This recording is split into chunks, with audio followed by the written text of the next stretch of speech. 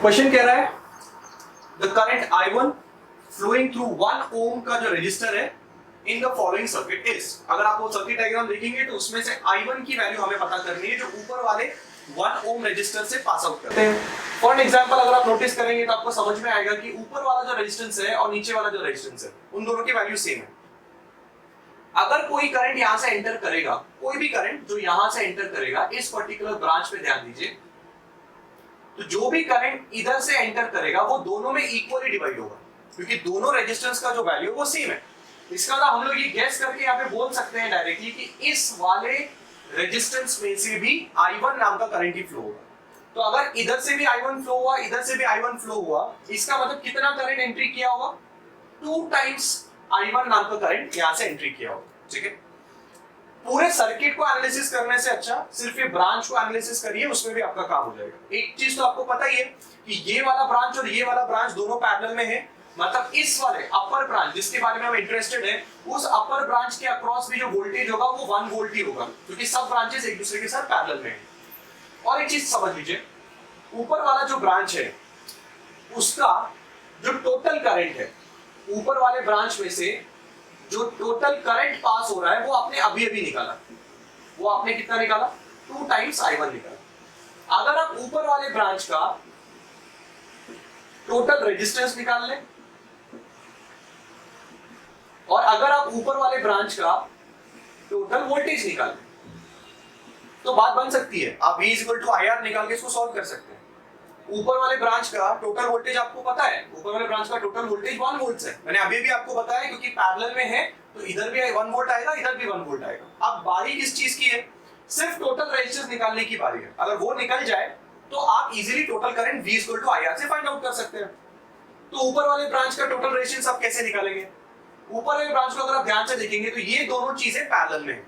अगर दो resistances parallel में हैं तो उनका नेट रेजिस्टेंस हाफ ओम्स आएगा। हाफ ओम कैसे आया? फॉर्मूला क्या है अपना पैरेलल का? आप जानते हैं 1/Rp is the formula, 1/R1 plus 1/R2। So 1/Rp आप कर रहे हैं 1/1 प्लस 1/1। एलसीएम ले लीजिए 1, ऊपर 1 प्लस 1 हो जाएगा। This will B 2/1। 1/Rp आपका 2/1 आ रहा है, मतलब आपका Rp 1/2 ओम्स है। ठीक है, अब इन दोनों रेजिस्टेंस का पैरेलल हमने सॉल्व कर लिया है। इसके आगे और एक रेजिस्टेंस आप देख रहे हैं वो उसको आगे लगा लीजिए, ये आपका 2 ओम्स हो जाएगा।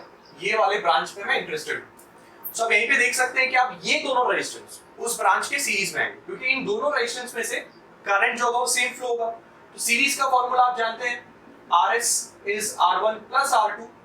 सो टोटल रेजिस्टेंस आपका कितना आएगा? पहला रेजिस्टेंस आपका हाफ है, दूसरा रेजिस्टेंस आपका 2। आप डायरेक्टली लिख सकते हैं 2.5 ओम्स। सो अब आपके पास टोटल रेजिस्टेंस की वैल्यू भी आ चुकी है। सो आप इस पर्टिकुलर ब्रांच में अगर आप ओम्स लॉ अप्लाई करते हैं, ओम्स लॉ आपसे कहता है V इज इक्वल टू क्या? IR। How much is V? 1। How much is I? Total current is following is 2 times I1 and जो टोटल रेजिस्टेंस आपने अभी भी निकाला वो आपने निकाला 2.5 इस पर्टिकुलर ब्रांच का। I1 आपके पास यहां से आना चाहिए I1 1/5। 2 into 2.5 will be 5, वहां से नीचे चले जाएगा। और अगर आप इसको सॉल्व करेंगे तो you should get around 0.2 amperes. With this you can see the correct option matches with the third option. Next question हम देखने जा रहे हैं। नेक्स्ट क्वेश्चन आपसे ये कहता है कि electric dipole and electric dipole moment P की वैल्यू आपको दी हुई है। इलेक्ट्रिक डाइपोल मोमेंट का वेक्टर आपको दिया हुआ है। The vector says that minus of I cap minus 3 times J cap plus 2 times K cap and yes into 10 to the power minus 29। ठीक है, is at origin 0,0,0। इसका मतलब इस पर्टिकुलर वेक्टर का आपको कोऑर्डिनेट दिया हुआ है कि ये 0,0,0 पे है। इसका मतलब वो बंदा कहां पे है? ओरिजिन पे। बहुत ही बढ़िया। The electric field due to this dipole at, again आपको एक वेक्टर दिया हुआ है R वेक्टर, ये आपका P वेक्टर था और इस R वेक्टर की वैल्यू आपको दी हुई है I cap plus 3 J cap plus 5 K cap. आपको ये बताना है कि इस पर्टिकुलर जगह पे इलेक्ट्रिक फील्ड की वैल्यू इस डाइपोल की वजह से कितनी होगी। स्केलर्स और वेक्टर्स का थोड़ा बहुत कॉम्बिनेशन हम इसमें ऐड करेंगे। इलेक्ट्रिक फील्ड के बारे में थोड़ी बहुत जानकारी होनी चाहिए एंड बहुत ही सिंपल क्वेश्चन है, लेट्स सी कैसे इसको सॉल्व कर सकते हैं। वन मोर थिंग, क्वेश्चन में साफ साफ मेंशन किया गया है कि जो इनका r vector dot p vector है वो बराबर 0 है। ये क्वेश्चन में एक एक्स्ट्रा चीज आपको यहाँ पे दी गई। अब यहाँ पे लिखा हुआ है कि नोट दैट, आप इसको नोट करें कि ऐसा होगा, ठीक है ना, आप इसको नोट करें कि ऐसा होगा। बट अगर ये नहीं भी दिया होता, r vector dot p vector अगर आपको क्वेश्चन में मेंशन भी नहीं किया होता तो भी कोई प्रॉब्लम नहीं था। आप चेक भी कर सकते थे कि p वेक्टर और r vector means r vector dot p vector का आंसर कैसे आएगा।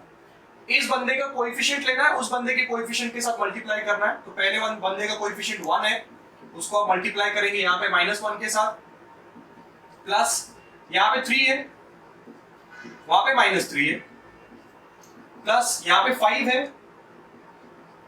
और वहां पे 2 है, ठीक है। तो अगर आप इसको सॉल्व करेंगे ये -1 होगा, ये -9 होगा और ये +10 होगा। सो r vector dot p vector का आंसर वैसे भी आपका 0 आता है, ठीक है। But r vector dot p vector का वैल्यू 0 आने का मतलब क्या है कि अगर एक वेक्टर दूसरे वेक्टर के साथ डॉट प्रोडक्ट में 0 देता है तो इसका मतलब ये है कि both vectors are perpendicular to each other.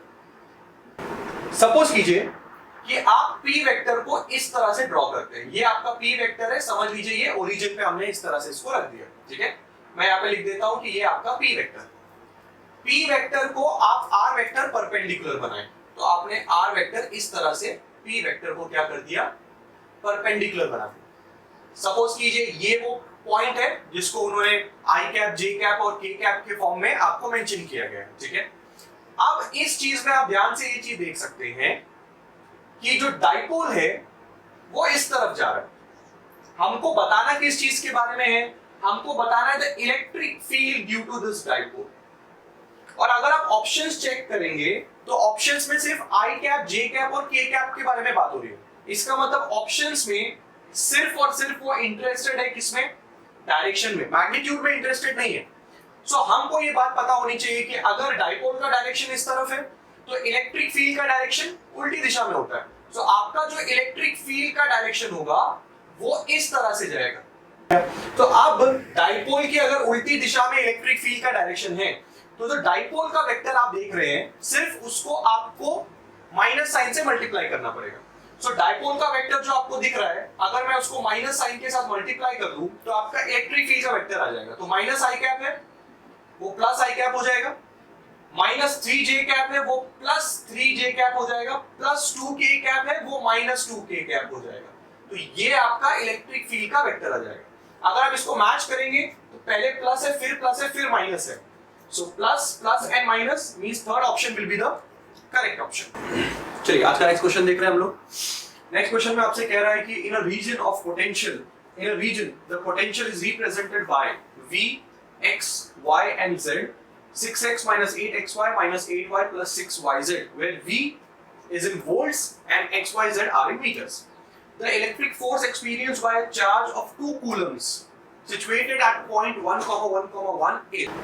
ये चीज हमने यहाँ पे लिखी है, this is the electric field at that point, क्योंकि अगर आपको फोर्स निकालना है तो फोर्स का फॉर्मूला होगा Q into E।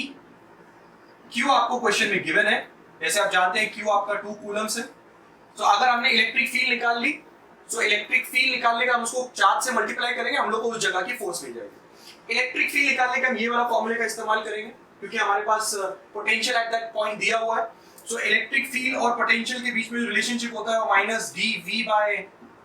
-dv/dx होता है। बट क्योंकि यहाँ पे पोटेंशियल x y z तीनों में दिया हुआ है इसलिए हमने तीनों चीज को एड अप कर दिया। Now what does the first term means? अगर आप फर्स्ट टर्म निकालना चाहते हैं, मैं उस फर्स्ट टर्म को ex का नाम दे रहा हूं, that will B -dv/dx i cap. इस फर्स्ट टर्म का मतलब ये है कि आपको उस पूरे टर्म को with respect to x derivative करना पड़ेगा। अगर आप उस पूरे टर्म को with respect to x derivative करते हैं यानी कि d/dx of the whole term, that's 6x minus 8 times xy minus 8y plus 6yz and that to a I cap. इसका मतलब ये होगा with respect to x derivative करने का मतलब ये होगा कि जहां पे x दिखेगा वहां पे डेरिवेटिव करिए, और जहां पे जिस टर्म के साथ x नहीं मिलेगा मतलब वो treated will be, that term will be treated as constant. तो फिर आप खुद ही जानते हैं कि ये दो टर्म्स को हम लोग कांस्टेंट जैसा ट्रीट करेंगे, मतलब उनका डेरिवेटिव तो जीरो हो जाएगा। इन दोनों में आपको x दिखाई दे रहा है, सो क्या आएगा, माइनस साइन तो पहले से ही है। अगर आप 6x का डेरिवेटिव करेंगे तो आपको मिलना चाहिए माइनस ऑफ 6, ये माइनस और ये माइनस मिलके प्लस हो जाएगा। अगर आप 8xy का डेरिवेटिव करेंगे तो आपको सिर्फ मिलेगा 8y। तो आप इस चीज को बिल्कुल ध्यान से लिख सकते हैं, it will B 8y minus 6 I cap, मत भूलिए। इस तरह से आपने पहले वाली चीज का डेरिवेटिव कर लिया। सिमिलरली आप ey भी निकालेंगे। ey क्या होगा, that is the second part of this thing. आप लिखने वाले माइनस ऑफ क्या, dv by dy with a j cap। सो आपका ey क्या आने वाला है, इस पूरे इक्वेशन को विद रिस्पेक्ट टू y आपको डेरिवेटिव करना है। तो जो जिस टर्म में y होगा वही हम डेरिवेटिव करेंगे, जिसमें y नहीं होगा वो कांस्टेंट जैसा बिहेव करेगा। 6x will behave like constant and rest all terms will be derivative। Minus d by dy bracket में 6x आएगा, माइनस 8xy आएगा, माइनस 8y आएगा, प्लस 6yz आएगा, और आप यहाँ पे j कैप के साथ जा रहे हैं। ठीक है, as I told you 6x will be treated like a constant, उसका डेरिवेटिव तो जीरो आने वाला है। ey क्या आएगा आपका, ये माइनस और ये माइनस आपका प्लस हो जाएगा। what will be derivative of 8xy, 8x will be taken as constant, so ये आएगा 8x, ये माइनस और ये minus again you take it as plus. What will be the derivative of 8y, 8y का derivative 8 होगा। This minus and this plus will be minus. What will be derivative of 6yz, it will be just 6z and यहाँ पे j क्या आएगा। Last हम लोग को एक और टर्म बाकी है हमारा यहाँ पे, this will be ez, that is minus of dv by dz k cap. Ez, जो भी z वाले टर्म्स होंगे that will be used in the derivative, rest all will be treated as constant. तो आप देख सकते हैं 6x constant, 8xy constant, 8y constant, तो सिर्फ प्लस ऑफ 6yz का आएगा। बाहर माइनस साइन आप देख सकते हैं, तो माइनस साइन में ही डेरिवेटिव रहेगा। 6yz का डेरिवेटिव जस्ट 6y k क्या आएगा। तो this is the derivative of all the things. The first term आप देख सकते हैं x वाला, आप इसको कैसे लिखेंगे, 8y minus 6 times I cap. Second वाला टर्म में प्लस लिखिए, 8x plus 8 minus 6z j cap. उसके बाद वो होगा minus of 6y k cap. Now you can read this कि इस क्वेश्चन में ये 1,1 पे 1,1,1 पे पता करने के लिए बोला है, मतलब x, y, z की जो वैल्यू है वो 1,1,1 है। तो हम x, y, z की जगह पे वैल्यू सब्स्टिट्यूट करेंगे, तो हमको इलेक्ट्रिक फील्ड की वैल्यू 8 1 8 6 1 माइनस 1 k कैप। सो आपकी इलेक्ट्रिक फील्ड की वैल्यू आने वाली है, यहां से 8 में से 6 जाएगा तो आपके पास बचेगा 2 times I cap plus 8 plus 8 16 हो जाएगा, 16 में से 6 जाएगा, आपके पास बचना चाहिए 10 टाइम्स j कैप, और वहां पे आपके पास बचना चाहिए माइनस 6 टाइम्स k कैप। ये आपकी टोटल इलेक्ट्रिक फील्ड का वेक्टर आ रहा है। पर अगर आप नोटिस करेंगे फोर्स निकालने के लिए मैंने अभी अभी डिस्कस किया q into e करने की जरूरत है, तो e का मैग्नीट्यूड चाहिए, तो यहां से हम इस वेक्टर का मैग्नीट्यूड निकालेंगे। तो अगर आप किसी वेक्टर का मैग्नीट्यूड निकालेंगे तो मैग्नीट्यूड आएगा अंडर रूट ऑफ 2 का स्क्वायर 10 का स्क्वायर प्लस 6 का स्क्वायर। सो मैग्नीट्यूड यहां से क्या आएगा, अंडर रूट ऑफ 2 का स्क्वायर आएगा 4 प्लस 10 का स्क्वायर विल बी 100 प्लस 6 का square will be 36। So the answer will be 36 plus 4 will be 40 plus 100 it will be 140, or you can write it as 2 root 35। तो आपको magnitude of electric field vector मिल गया। So आप directly formula put कर सकते हैं यहाँ पे। फोर्स क्या आएगा आपका Q आपको दिया हुआ था 2 कूलम्स, यहाँ पे है 2, इनटू करिए, इलेक्ट्रिक फील्ड आपने अभी भी निकाली, that will be 2 root 35, 2 into 2 will be 4, तो ये आएगा 4 times root 35 Newton. That means D option will be the correct option for this